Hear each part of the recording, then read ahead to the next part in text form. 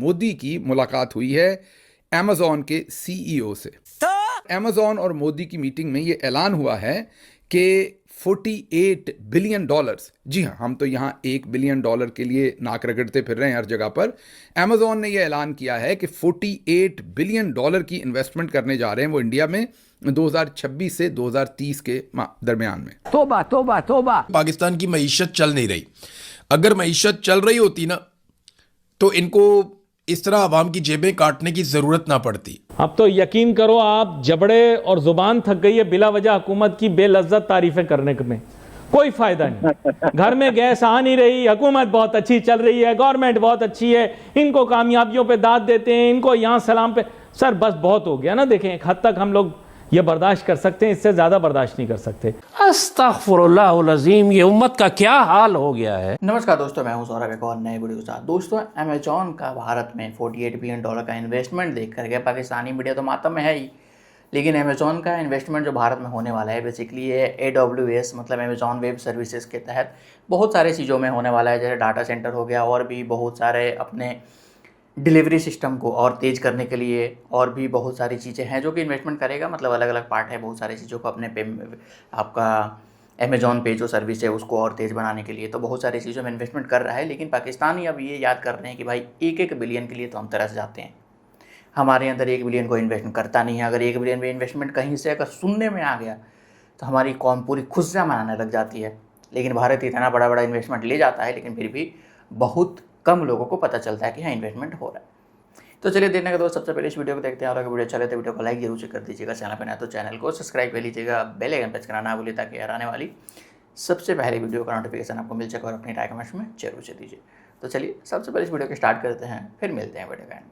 Company ये सिर्फ वही नहीं, एप्पल हो या टेस्ला हो, बहुत सारी कंपनीज पहले भी इंडिया में इन्वेस्टमेंट्स के ऐलान कर चुके हैं।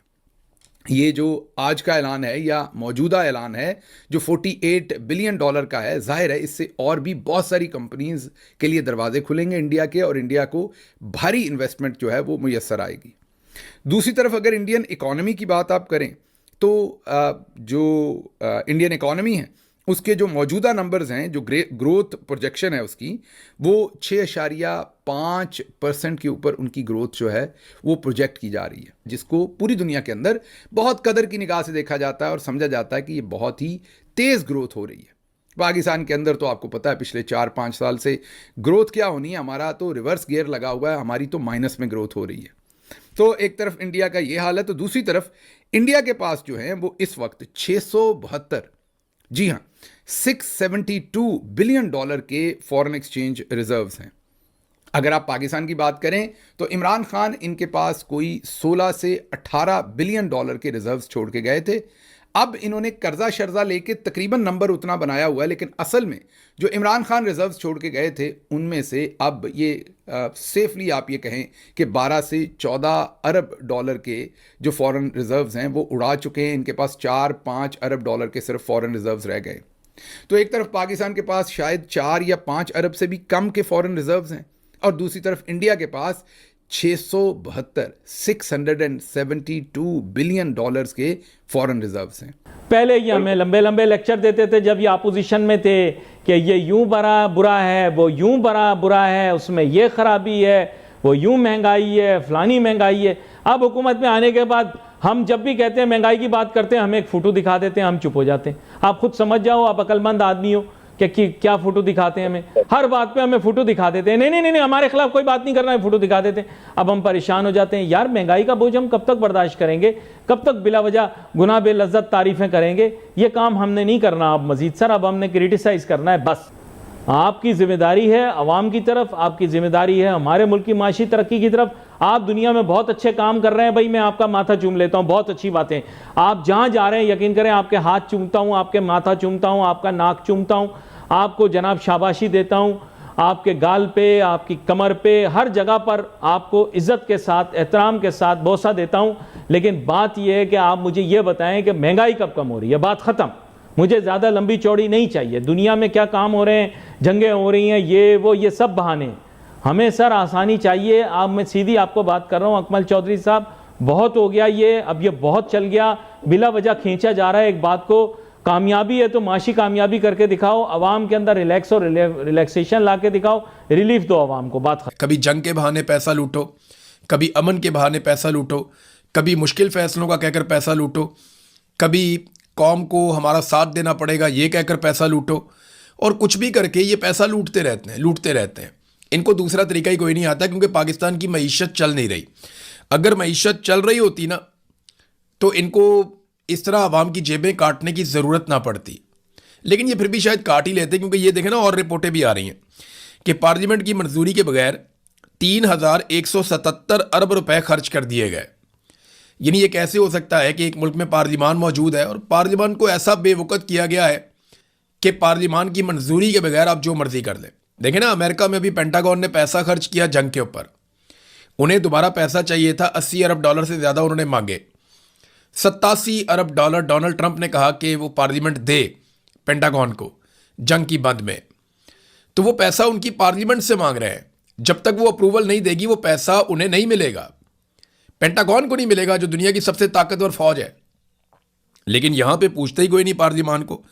पार्लियामान की मंजूरी के बगैर 3177 अरब रुपए खर्च कर दिए गए। ये कितनी बड़ी अमाउंट बनती है आप जानते हैं? ये 10 अरब डॉलर से ज़्यादा पैसा बनता है, लगभग 11, साढ़े 11, 12 अरब डॉलर। इतना पैसा इन्होंने खर्च कर दिया और परवाह ही नहीं की। मुख्तलिफ वजारतों में अरबों रुपए की बेकायदगियाँ हुई हैं, रिपोर्टें सामने आ गई, को पूछने वाले ही नहीं है। मरियम नवाज साहब अपने खर्चों के बारे में बताती नहीं है। सवाब दीदी फंड्स कहाँ खर्च हुए कोई नहीं बताता। इश्तिहारात किस मद में कितने कैसे खर्च किए कोई नहीं बताता। अरबों रुपया इन्होंने इश्तिहारों के ऊपर लगा दिया और इनकी सारी की सारी तवज्जो इस बात पे है कि ज़मीन पे कुछ हो या ना हो, मशहूरी हमारी होनी चाहिए, टिकटॉक हमारे बनने चाहिए। तो ये इकोनॉमी की सूरत हाल भी देख लीजिए। फॉरेन इन्वेस्टमेंट की सूरत हाल में सिर्फ एक कंपनी की आपको मैंने बताई है जिसने ऐलान किया है, और दूसरी तरफ हमारे यहाँ SIFC बनाई गई।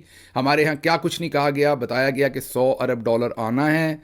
सऊदी अरब से 25 अरब, कुवैत से 25 अरब, कतर से 25 अरब, UAE से 25 अरब, वहाँ से एक धेला नहीं आया। हाँ, ये ज़रूर है कि जनरल साहबान को FWO का कॉन्ट्रैक्ट मिल गया 205 अरब रुपए का बगैर किसी टेंडर के। और इसी सारे अरसे के दौरान आपने दर्जनों जनरल्स को बड़े ओहदों के ऊपर नौकरियां मिलते हुए भी पाकिस्तान में देख लिया। तो उनकी मौज लगी हुई है। अब जिस जगह पे दोस्तों सारा काम ही फौज कर रही हो, सारा बिजनेस ही फौज कर रही हो, तो वहाँ पे दूसरी कंपनी आएगी कैसे?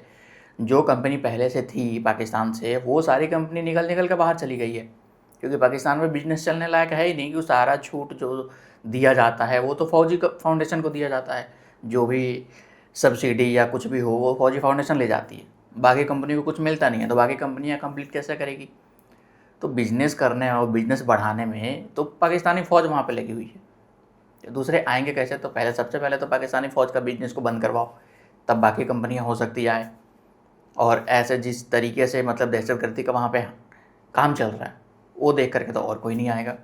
आप भी रहेगा इस वीडियो पे अपनी राय कमेंट्स में जरूर से दें, और अभी तक वीडियो बने तो वीडियो को लाइक जरूर से कर दीजिएगा। चैनल बनाए तो चैनल को सब्सक्राइब कर लीजिएगा, बेल आइकन प्रेस करना ना भूलिए ताकि आने वाली लेटेस्ट वीडियो का नोटिफिकेशन आपको मिल सके। और अपनी राय कमेंट्स में जरूर से दीजिए। मिलते हैं अगले नए समझदार टॉपिक पे, तब तक के लिए जय हिंद, जय भारत।